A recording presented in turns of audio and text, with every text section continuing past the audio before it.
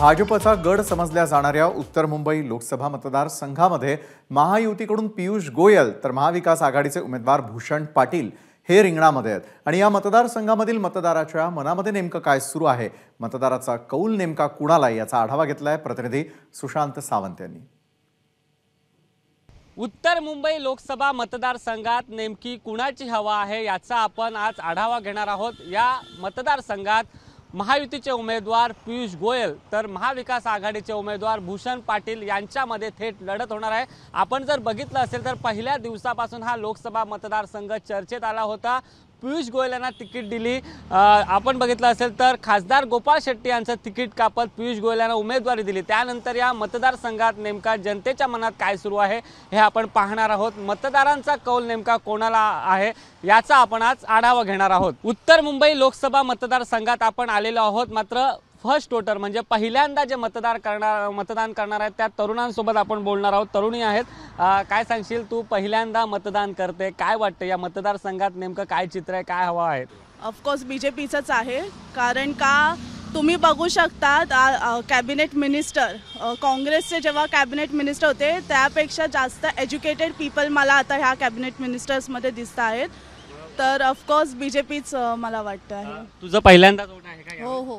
काय वाटतं, काय कोणाची हवा वाटते मतदारसंघात, पियुष गोयल की भूषण पाटील? मला तर भाजपचीच वाटत आहे, कारण की इतक्या 5 वर्षांमध्ये भाजपने जास्त डेव्हलपमेंट केलं आहे इंडियामध्ये, सो मला भाजपच वाटते। म्हणजे भाजपच का, म्हणजे भूषण पियुष गोयल जिंकतील असं वाटतं इथून? हो असं वाटतंय, कारण की ते भाजप पक्षामधून येतात निवडून, तर मतदान त्यांनाच देऊ आम्ही। आता बीजेपी शिवाय पर्याय नाही सर, कारण बहुमत कोणाचंच नाही। बहुमत जरी आले ना तरी बहुमत पूर्ण जे हे आहे ना, भूषण पाटील उमेदवार ते चांगले आहे, इथले स्थानिक आहे, चांगले कार्यकर्ते आहे, खूप चांगले आहे, पण एक कार्यकर्ता असलं बाकीचे पाहिजे ना, सर्व बहुमत मिळणं मुश्किल आहे जरा। बोरिवलीतील रिक्षा चालकांना काय वाटतं हे आपण पाहणार आहोत। खरंच या मतदारसंघाचा 10 वर्षात विकास झालाय का, रिक्षा चालकांना नेमकं काय वाटतं ते आपण जाणून घेणार आहोत। आपल्यासोबत काही रिक्षा चालक आहेत, त्यांच्याशी आपण बोलणार आहोत। काय सांगाल, काय तुम्हाला काय वाटतं, इथली हवा कोणाच्या बाजूने, भाजप की काँग्रेस, महाविकास आघाडी? काँग्रेसच्या बाजूने। हो, म्हणजे काँग्रेसचा उमेदवार निवडून येईल असं वाटतं? हो। पण का असं? आता भाजपमध्ये अजून विकास काय झालाच नाही। आमच्या रिक्षावाल्यांचे हाल तुम्हालाच माहिती आहे काय आहे काय नाही। आता आम्ही किती पहिला कसं काँग्रेस होतं, सर्व आपण खाऊन पिऊन व्यवस्थित होतो। आता कसं याच्यामध्ये आता आमचा धंदा सगळा हे झाला, पूर्ण ठप्प झाला आहे। कसं आम्ही काय कमवतो आम्हाला माहिती आहे, त्यामुळे पियुष गोयल निवडून येणार नाही माझ्या मते तर, म्हणजे आमच्या मते तर नाही येणार। काँग्रेसच येईल? हो, काँग्रेसच येणार। तुम्ही काय सांगाल, काय हवा काय? कांग्रेस ही, क्योंकि हम लोग पहले थे गरीब, कांग्रेस अच्छा चल रहा था, अभी पैसा आ गया तो अभी हम लोग की हालत डाउन कर दिया है। पैसा बोले ज़्यादा, हर चीज़ में पैसा ज़्यादा, हर चीज़ में पैसा ज़्यादा, हम लोग कांग्रेस को ही देंगे वोट। गोपाल शेट्टीने काय कुठे काय केलंय, फक्त उद्यानं बांधली, गार्डन बांधले, बस। आमच्यासाठी काय, रिक्षावाल्यांसाठी काय, काहीच नाही। जे हाल होते पहिले त्यापेक्षा बदतर झालं आता। काँग्रेसच पाहिजे इथे, पण आम्हाला काय, आम्हाला पाणी नाही पिण्यासाठी, आज वर्षभर आम्ही हाल काढतो पाण्याविना, इथून तिथून पाणी भरावा लागतो। भाजप येणार नाही? भाजप येणार, गोल झाला तर भाजप येणार, आम्ही सर्व वोट काँग्रेसला दिले तरी पण भाजप येते।